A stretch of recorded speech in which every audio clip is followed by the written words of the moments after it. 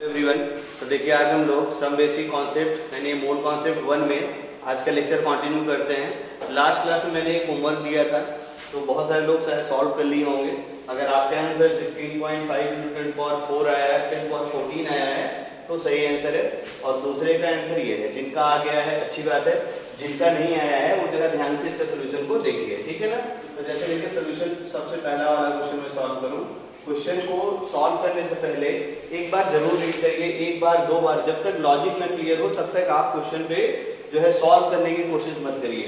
How many year it will take to spend, है ना, कितना साल लगेगा एक मोल रुपया खर्च करने पे।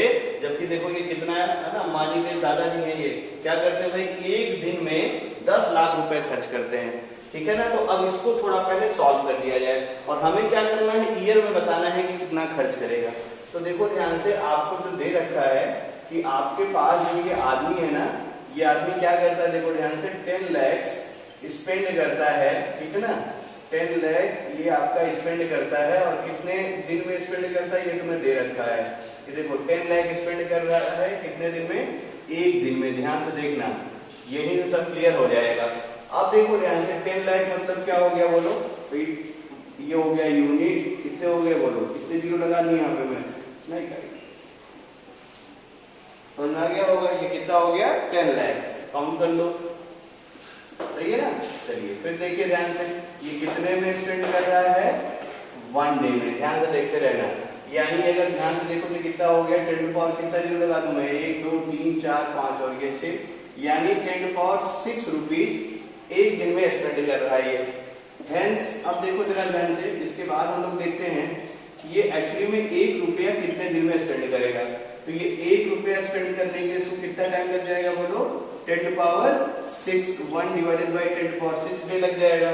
अब देखो इसके पास जो रुपया है, वो रुपया कितना है, 1 मोल रुपया, है ना। तो 1 मोल रुपये की अगर हम लोग बात करें तो 1 मोल आपको अच्छे से पता है कितने हो गए, 6.02 × 10⁻23। तो बस इसी के लिए सॉल्व कर देते हैं। हेंस क्या हो गया, देखो 6.02 × 10⁻23 रुपया स्पेंड करने में इसको कितना दिन लगेगा। तो ये क्या हो जाएगा, देखो 6.02 × 10⁻23 और इंटू क्या हो गया, देखो 1 डिवाइडेड बाई 10⁻6 डे। ध्यान से देखते रहना, ये दिन में आंसर है, इसको इतना दिन लगेगा, ठीक है ना, रुपए को खर्च करने में। अब आंसर जो पूछ रहा है वो किसमें पूछ रहा है, देखो ईयर में।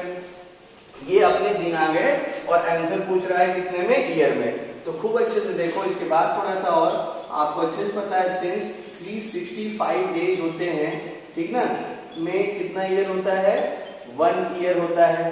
तो हेंस अगर मैं 1 डे की बात करूं तो एक दिन में कितना साल होगा, तो आप ये भी बता देंगे, 1 डिवाइडेड बाई 365 ईयर हो जाएगा। क्लियर हो रहा होगा ना। हेंस देखो ध्यान से, इतना डे है, इसमें कितना साल होगा ये निकाल लेते हैं। हेंस क्या हो गया, 6.02 इंटू 10⁻23 डिवाइडेड बाई 10⁻6, इतने डे में कितने ईयर होंगे, यहां से देख लीजिए। क्या करेंगे, इसको 365 से डिवाइड कर दो, क्या हो गया 6.02 10⁻23 और पूरे का डिवीजन देखेंगे आप, ठीक है ना। ये हो गया तुम्हारा 365 इंटू क्या हो गया, देखो 10⁻6। अब इसको जब आप सॉल्व करेंगे तो आपको ये आंसर मिल जाएगा, ठीक है ना। तो बाकी कैलकुलेशन आप घर पे कर लीजिएगा और यही आपका आंसर आ जाएगा, ठीक है ना। तो आई होप फर्स्ट प्रॉब्लम आपको समझ में आ गई होगी। अब ऐसे ही क्वेश्चन को देखो, वो कुछ भी बोल सकता है। जैसे इसने बोला कि भाई एक दिन में 10 लाख खर्च करता है, वो बोल सकता था कि 1 सेकंड में 10 लाख खर्च करता है। तो और साल में आंसर बताइए, तो सेकंड को हम लोग ईयर में कन्वर्ट कर लेते। बात समझ रहे हो ना, मतलब 60 सेकंड का 1 मिनट है ना, 60 मिनट का 1 आवर, 24 आवर का 1 दिन होता, और 365 डेज का 1 ईयर हो जाता। तो जो भी कैलकुलेशन पूछेगा मैथमेटिकल आप कैलकुलेट कर लेंगे, कॉन्सेप्ट आपको समझ में आ गया होगा। तो फर्स्ट प्रॉब्लम सबको क्लियर। चलिए अब सेकेंड प्रॉब्लम की तरफ हम लोग बढ़ते हैं, ठीक है ना। तो सेकेंड प्रॉब्लम जरा ध्यान से देखो।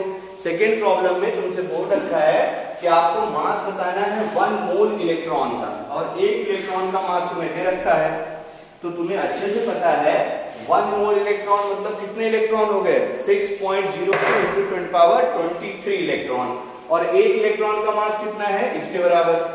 तो 1 मोल इलेक्ट्रॉन का मास क्या हो जाएगा, 6.02 × 10⁻23 से मल्टीप्लाई कर दो, आंसर हो गया तुम्हारा। यहाँ देखो ध्यान से, since 1 mole electron equal to कितना इलेक्ट्रॉन हो जाएगा 6.02 10⁻23 इलेक्ट्रॉन। एंड आपको दे रखा है एंड मास ऑफ 1 इलेक्ट्रॉन ये भी दे रखा है, मास ऑफ 1 इलेक्ट्रॉन ये भी दे रखा है, और ये कितना दे रखा है 9.31 इंटू 10⁻31 किलोग्राम ये तुम्हें दे रखा है, ठीक ना। हेंस क्या हो जाएगा देखो, मास ऑफ 1 मोल इलेक्ट्रॉन, तो एक इलेक्ट्रॉन का मास कितना है 9.31 10⁻31, और एक मोल में कितने इलेक्ट्रॉन, वही समझो ऐसे कि एक, जैसे देखो एक आम का दाम इतना रुपया, और मैं तुमसे बोलूं इतने मैंगो का दाम बताओ कितना हो जाएगा, तो क्या करोगे मल्टीप्लाई करते हो ना दोनों, बस मैथमेटिकल सिंपल सी लगाइए आंसर आ गया। तो ये क्या हो गया देखो 6.02 और 10⁻23 इंटू देखो क्या हो गया तुम्हारा, ठीक ना 9.31 इंटू क्या हो जाएगा 10⁻31। तो ये आपका जो भी मल्टीप्लाई करेंगे आपको आंसर देखिएगा मल्टीप्लाई करके ये आ जाएगा, तो इतना किलोग्राम इसका आंसर हो गया। तो आई होप प्रॉब्लम नंबर 2 भी आपको बहुत अच्छे से समझ में आ गई होगी। जो होमवर्क बुक में दे रहा हूं मैं ना लास्ट में लेक्चर में, वो होमवर्क कोशिश करिए लेक्चर कंप्लीट करने के बाद आप जरूर उसको सॉल्व करिए, और प्लीज जो भी आप पढ़ रहे हैं शुरुआत से ही, ठीक ना, पेन और कॉपी नोटबुक लेके बैठ पढ़ेंगे तभी ये चीजें समझ में आएंगी। अदरवाइज आप सोच रहे होंगे कि स्क्रीनशॉट ले लेंगे बाद में लिख लेंगे, वो सब स्क्रीनशॉट आपके मोबाइल भरेगा, बाकी और कुछ भी नहीं होने वाला है, ठीक है ना। तो ये अपना हो गया था। तो अब देखो हम लोग अगर एक बार रिकॉल करें कि क्या क्या पढ़ चुके हैं, तो सबसे पहले देखो मैंने आपको मोल क्या होता है ये बताया, मोल कैलकुलेट करने के फार्मूले बताए, मोल के ढेर सारे न्यूमेरिकल किए, ये सब चीजें हम लोग कर चुके थे। और फिर करते करते हम लोग एटम पे, और फिर एटम के केस में एटॉमिक वेट हम लोग कर चुके थे। तो एटॉमिक वेट के केस में देखो मैंने आपको बताया था कि एक तो रिलेटिव एटॉमिक वेट पढ़ेंगे और दूसरा हम लोग क्या पढ़ेंगे एवरेज एटॉमिक वेट। तो हम लोग सेकेंड जो अपना वेट पढ़ते हैं उसको हम लोग पढ़ते हैं एवरेज एटॉमिक वेट, ठीक है ना। तो सेकेंड हेडिंग हम लोग बनाते हैं, अगर आपको एवरेज एटॉमिक वेट बताना है, मतलब जो एटम होते हैं ना उसके वेट में एक एटॉमिक जो है आपका रिलेटिव एटॉमिक वेट, और एक क्या होता है एवरेज एटॉमिक वेट। अब एवरेज एटॉमिक वेट, या आपको पहले बोल चुका हूं मैं ना, एटॉमिक वेट एटॉमिक मास दोनों सेम ही होते हैं, तो या एवरेज एटॉमिक मास, इसको कैसे कैलकुलेट करते हैं ध्यान से देखना। तो जैसे मान लो आपके पास कोई एटम है ए, ऐसे अपने मन से मान लिया, अब ये एटम के 2 आइसोटॉप 3 आइसोटॉप कुछ भी हो सकते हैं, तो जब भी कोई एटम अपने आइसोटॉप्स के फॉर्म में एग्जिस्ट करता है, ठीक ना, आइसोटॉप्स भी आप अच्छे जानते हैं, एटॉमिक नंबर सेम होना चाहिए, एटॉमिक वेट अलग अलग होने चाहिए। तो आइसोटॉप्स क्या होते हैं मैं थोड़ा यहाँ लिख दे रहा हूँ, ठीक ना, मतलब आपके पास क्या है कि आपके पास होना चाहिए, ठीक ना, देखो जो भी एटम है, ठीक ना, वो डिफरेंट होने चाहिए, और उनका क्या होना चाहिए same atomic number different atomic weight, ऐसे लिख दे रहा हूँ। आइसोटॉप्स क्या होते हैं सेम एटॉमिक नंबर होना चाहिए उनका, एंड ठीक ना क्या डिफरेंट होना चाहिए डिफरेंट एटॉमिक वेट, ठीक है ना, डिफरेंट एटॉमिक वेट, ये आपको पता होना चाहिए। जैसे देखो एक आइसोटॉप का एग्जांपल भी दे दूं मैं, आपको पता है हाइड्रोजन है ना, हाइड्रोजन के कितने आइसोटॉप्स होते हैं बोलो 3 आइसोटॉप्स होते हैं, कौन कौन से बोलो, एक क्या होता है प्रोटियम, एक क्या होता है ड्यूटेरियम, और एक क्या होता है ट्रिटियम, ठीक है ना। तो ऐसे ही मान लो जो आपका एटम है ए, इसको 2 आइसोटॉप्स हैं, एक मान लो तुम्हारा ए, ठीक है, जिसका एटॉमिक वेट एटॉमिक नंबर है जेड, एटॉमिक वेट है W1, ठीक है ना, और एक आपका एटम है ए और उसका एटॉमिक नंबर है जेड, और उसका लेकिन वेट जो है ये आपका W2 है, ठीक ना। अब क्या करेगा क्वेश्चन में तुम्हें एक्सपेरिमेंटली दे दिया करेगा कि जो आइसोटॉप्स मान लो ये वाला है, ऐसे बोलेगा कि ये नेचर में x% लाई करता है, कितना लाई करता है x%, ठीक है ना। और जो एटम 2 वाला इसका जो दूसरा वाला आइसोटॉप है ये भी दिया रहेगा तुम्हें, ये मान लो आपको दिया रहे एक्सपेरिमेंटली कि y% आपका, ठीक ना, ZaW2 लाई करता है। अब तुम्हें क्या करना है, तुम्हें बताना है एवरेज एटॉमिक वेट। तो कैसे निकालेंगे देखो ध्यान, ये एवरेज का सिंबल होता है, ठीक ना। तो एवरेज एटॉमिक वेट अगर मुझे बताना है ए का average atomic weight of capital A अगर मुझे बताना है, तो देखना ध्यान से क्या हो जाएगा, एकदम आसान सा है, जो परसेंटेज और वेट है उसका मल्टीप्लिकेशन। तो फर्स्ट आइसोटॉप का वेट कितना है W1, इसकी परसेंटेज कितनी है x%, प्लस देखो सेकंड जो आइसोटॉप है उसका वेट कितना है W2, उसकी परसेंटेज कितनी है Y divided by total percentage. तो X परसेंटेज क्या है तुम्हारा, देखो ये वाला है W1 वेट वाला और Y परसेंटेज किसका है तुम्हारा W2 वेट वाला। तो ये एवरेज एटॉमिक वेट का फॉर्मूला हो गया। अब देखना ध्यान से, जैसे मैंने इसमें क्या बोला, इसमें मैंने बोला कि आपको ए के दो ही आइसोटॉप्स हैं, ऐसे 3 4 5 6 चाहे जितने हो जाए तो आपको क्या करना है, मतलब अगर मैं इन जनरल फॉर्म में लिखूं तो क्या कर देना, देखना ध्यान से, समेशन कर देना है वेट और परसेंटेज के मल्टीप्लिकेशन का और डिवाइडेड बाय क्या कर देना है, टोटल परसेंटेज। यानी अगर मैं इन जनरल फॉर्म में, है ना, जनरल फॉर्म आपको अच्छे से पता है, जनरल फॉर्म मतलब क्या होता है, समेशन फॉर्म में लिखूं तो आपको अच्छे से याद रखना कि एवरेज एटॉमिक वेट जो होता है, ठीक है, जनरल फॉर्म यहां लिख देता हूं मैं, ये देखो ध्यान से, एवरेज एटॉमिक वेट जो होता है, ठीक है ना, ये देखो क्या होता है, समेशन, यानी हमें क्या करना है, सम करना है किसके जो है मल्टीप्लिकेशन का, weight of isotopes and percentage of isotopes, और डिवाइडेड बाय क्या कर देना है, देखो अब आई की वैल्यू जो वैल्यू है 1 से लेकर n तक चले जाएगी।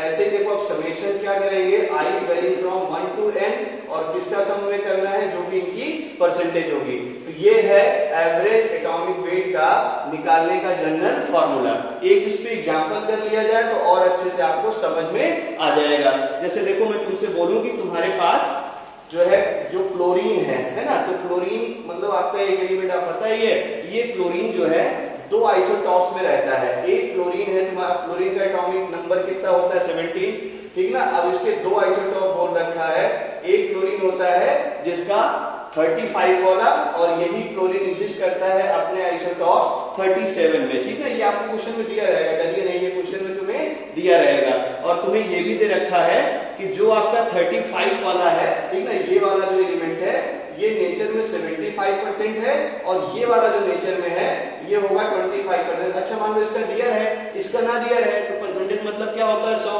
यानी दोनों जोड़ के 100 होना चाहिए। तो ना दिया रहेगा तो 100 में से 75 घटाओगे तब भी कितना आएगा, ठीक है ना, 25%। तो देखो मैंने क्या बोला था, एलिमेंट का आइसोटॉप का वेट पता होगा और क्या होगा उसकी परसेंटेज, एलिमेंट का वेट पता होगा और क्या होगा उसकी परसेंटेज। तो एलिमेंट का वेट परसेंटेज, एलिमेंट का वेट परसेंटेज। अब क्या बताना बोलो, क्लोरीन का एवरेज एटॉमिक मास, तो क्लोरीन का अगर एवरेज एटॉमिक मास निकालेंगे, ये सिंबल होता है, फट से निकाल दीजिए सब लोग, इसको सॉल्व करेंगे। 35 इंटू कितना हो गया, देखो 75 प्लस क्या हो गया, देखो 37 इंटू क्या हो गया, देखो 25 और पूरे का डिवीजन क्या हो गया, देखो 100 यानी 75। मैं अलग अलग लिख देता हूँ, देखो x प्लस वाई यानी 75 प्लस 25। अब इसको जब आप सॉल्व करेंगे अच्छे से तो आप मल्टीप्लाई करके डिवाइड करिएगा, आप देखिएगा 35.5 क्लोरीन का एवरेज एटॉमिक वेट होता है। और बहुत सारे लोगों को देखो ये याद भी है, क्लोरीन का एटॉमिक नंबर कितना 17 और एटॉमिक वेट कितना 35.5। तो आई होप यहाँ तक आपको क्लियर हो गया होगा। वीडियो के अगले पार्ट में हम लोग इसके न्यूमेरिकल करते हैं। Thank you.